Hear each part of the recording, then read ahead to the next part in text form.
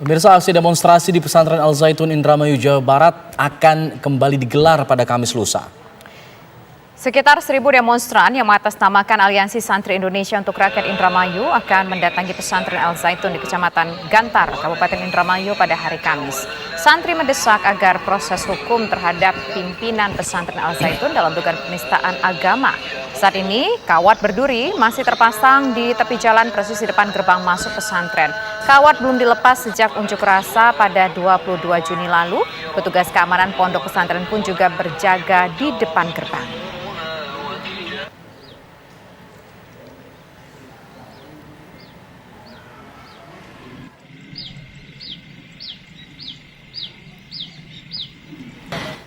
Ya, terima kasih pemirsa. Kita saat ini masih bersama dengan Bang Nasrullah. Bang Nasrullah, tapi begini, saat ini kan sudah naik ke tahapnya penyelidikan begitu. Penyidikan, tapi belum ada tersangka di sini. Apakah akan sulit untuk menetapkan yang bersangkutan menjadi seorang tersangka? Proses hukum itu memang secara berjenjang dan bertahap. Setelah dari penyelidikan naik ke penyidikan. Nah, nanti setelah dilengkapi buktinya, maka penetapan tersangka tentu akan segera kita ketahui siapa yang menjadi tersangkanya. Namun kadang-kadang kan masyarakat mendesak segera. Tapi di sisi lain kan polisi tidak boleh sembarangan. Yeah. Dalam kasus-kasus yang seperti ini, kasus penistaan agama, berkali-kali saya mengamati hampir semua kasus, penyidik itu akan mendengar terlebih dahulu keterangan ahli hukum pidana, kemudian pendapat dari Majelis Ulama Indonesia sebagai kelembagaan yang mewakili kelembagaan dan kompetensi ulama, kemudian dari ahli bahasa dari serta ucapan-ucapannya kalau itu menyangkut ucapan. Kalau terkait dengan perbuatan-perbuatannya, tentu misalnya model sholat ya yang bercampurnya jamaah, itu pendapat para ulama yang fokusnya. Nah, kalau saya lihat dari kasus Panji Gumilang ini tentu banyaknya terletak pada langkah-langkah yang berkaitan dengan pendidikan yang disampaikan di Al Zaitun.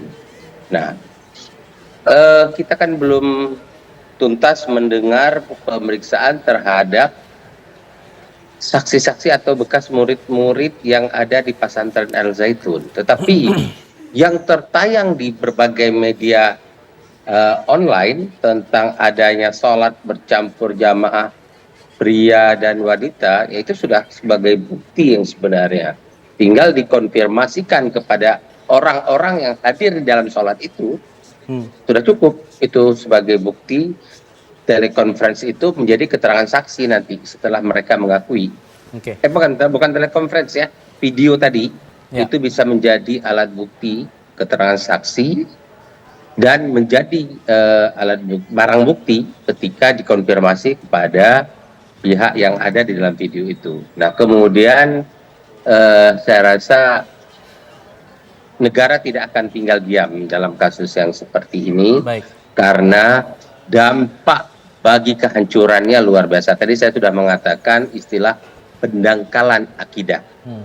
Kita tidak boleh membiarkan satu golongan manapun, satu kelompok manapun, satu lembaga manapun, apalagi di lembaga pendidikan, mengajarkan akidah-akidah atau prinsip-prinsip atau syariah yang bertentangan dengan pedoman umat Islam di dalam meyakini ajaran agama, yaitu apa?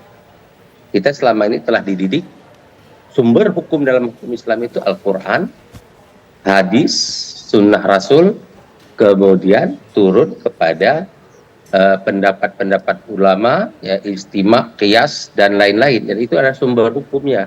Maka kalau ada pendapat-pendapat yang di luar skema itu, di luar frame itu, maka tentu dia bisa dikatakan sebuah persoalan yang berkaitan dengan unsur penistaan agama di dalam pasal 156A KUHP. Bang Nasrullah, tapi begitu, kalau Kalau kita lihat ini ada beberapa hal yang menjadi sorotan ya. Selain dugaan penyimpangan ajarannya, ada juga perputaran dana ilegal yang melibatkan ratusan rekening milik Panji Gumilang. Mana yang kemudian akan didahulukan oleh pihak kepolisian? Tapi nanti dijawab, kita akan tampilkan dulu nih ada sejumlah fakta aset yang dimiliki oleh pimpinan Pondok Pesantren Al Zaitun Panji Gumilang dan aliran dana bantuan yang Al Zaitun terima. Ada sekitar 256 rekening yang milik Panji Gumilang, bahkan Al Zaitun ini sebagai institusi pendidikan memiliki sekitar 30 rekening bank, di mana ini dianggap sebagai sesuatu yang tidak lazim, begitu. Kemudian Kita lihat juga, ya. Panji juga memiliki aset yang cukup besar, Andro, yaitu ada aset bangunan rumah di Depok, Jawa Barat yang kabarnya tidak pernah ditempati oleh Panji Gumilang. Kemudian 36,6% anggaran pendidikan Al Zaitun per tahun ini mendapatkan bantuan dari negara. Itu disampaikan Panji Gumilang sendiri ketika menyampaikan pidatonya. Dan bantuan negara untuk Al Zaitun di tahun 2023 ini totalnya bisa Anda lihat pemirsa di layar kaca mencapai 43,6 miliar rupiah. Dengan rincian mulai dari untuk PAUD 31 juta, kemudian Madrasah Ibtidaiyah sebanyak 628 juta, kemudian untuk Sanawiyah 1,18 miliar dan Aliyah 1,42 miliar. Ya, Cukup besar anggarannya ya. Nah, inilah yang kemudian dipertanyakan. Apakah hal-hal seperti ini akan didahulukan oleh pihak kepolisian? Adanya dugaan aset-aset Panji Gumilang yang memiliki 256 rekening tadi bank yang aktif semuanya. Ini apakah ini akan didahulukan atau penyimpangan ajaran yang akan didahulukan oleh pihak kepolisian? Bang Nasrullah. Kalau saya dalam kasus ini yang sudah ada laporan polisi resmi adalah yang berkaitan dengan penyimpangan agama.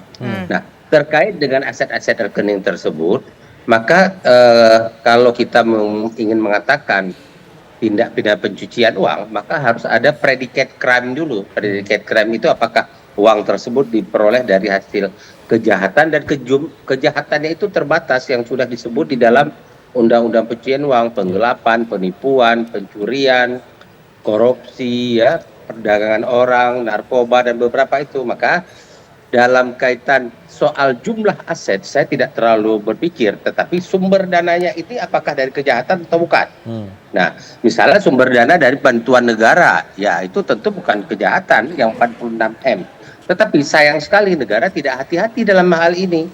Justru negara memberikan sumbangan yang begitu besar untuk perusakan dan pendangkalan akidah dan menimbulkan persoalan yang luar biasa ketika otak ini sudah rusak karena sebuah pengajaran yang tidak tepat. Maka memperbaiki kerusakan itu tidak mudah. Coba lihat nanti, kita akan melihat argumen-argumen pembelaan yang dilakukan oleh murid-muridnya itu.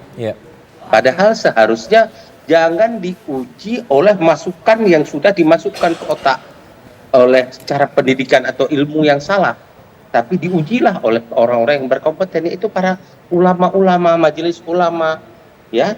Tentu majelis ulama di sini duduk membentuk satu tim yang itu seharusnya Pak Panji terbuka saja kepada masyarakat, buka saja kepada majelis ulama. Nah, kita yang menjadi persoalan besar kan adalah di Indonesia ini sudah ada lembaga yang dibentuk dan diakui oleh negara, Majelis Ulama Indonesia. Loh, kenapa Pak Panji tidak merujuk kepada sistem pengajaran dan keilmuan yang bisa ada rujukannya, itu Majelis Ulama? Kenapa justru menimbulkan sikap yang pertentangan seperti perang dingin antara Majelis Ulama Indonesia dengan Al Zaitun, saling menolak, saling meniadakan? Pak Panji Gumilang, Anda itu sebagai tokoh agama di Indonesia, tampillah sebagai tokoh yang membawa kesejukan, kedamaian, membawa kemaslahatan bagi umat. Jangan justru Anda tampil dalam kapasitas yang menentang. Bang Nasrullah, tapi begini, maaf saya potong. Lembaga atau orang-orang yang berkompeten di bidang keagamaan itu. Bang Nasrullah, pihak dari kepolisian pun sebelumnya sudah meminta keterangan dari para ahli agama, dari pemuka agama, baik itu dari MUI, kemudian juga ada pemuka agama lainnya, termasuk juga menerima laporan dari masyarakat yang membawa sejumlah bukti potongan-potongan video yang dianggap meresahkan. Nah, apakah potongan-potongan video tersebut dan juga keterangan-keterangan dari ahli tersebut akan menguatkan menguatkan laporan dan juga dugaan penistaan agama yang dilakukan oleh Panji Gumilang ketika nanti maju ke dalam tahap persidangan? Saya rasa itu sempurna sebagai alat bukti, bukan hanya penguatan, tapi alat bukti yang sempurna untuk dijadikan pembuktian di depan sidang pengadilan. Yang penting sekarang adalah cara perolehannya, cara perolehan alat bukti itu harus dilakukan dengan cara yang sah. Karena satu alat bukti yang dihadirkan di depan sidang pengadilan, cara perolehan dan cara membawa alat bukti itu ke pengadilan tidak dengan cara yang benar, tidak dengan cara yang sah menurut hukum, alat bukti itu menjadi tidak sah nanti. Sayang ya untuk pembuktiannya, sementara alat bukti sudah begitu banyak tapi cara-cara yang salah. Dan kedua, saya menghimbau kepada kepolisian, pimpinan kepolisian segera lakukan langkah yang secepatnya. Jangan biarkan umat tiap hari berdemo ramai-ramai.